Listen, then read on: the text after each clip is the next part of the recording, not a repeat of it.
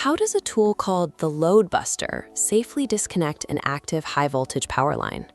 Because if you just pull a live switch open, the electricity violently jumps the gap, destroying the equipment. Imagine a utility worker needing to disconnect an 11 kilovolt transformer that is actively pulling 80 amps of current. They bridge the load buster across the closed switch, creating a temporary parallel detour for that 80 amp current. As the external switch begins to open, the current completely diverts into the tool, while a heavy internal spring compresses.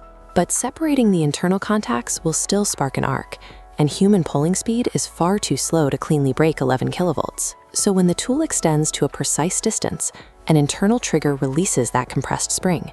It violently snaps the internal contacts apart in a fraction of a second to minimize the arc's lifespan. The intense heat of this brief internal arc instantly vaporizes a surrounding solid material inside the chamber. This sudden burst of high-pressure gas cools and stretches the arc, completely smothering it and deionizing the air so the electricity cannot jump. So what happens to that active transformer from the beginning?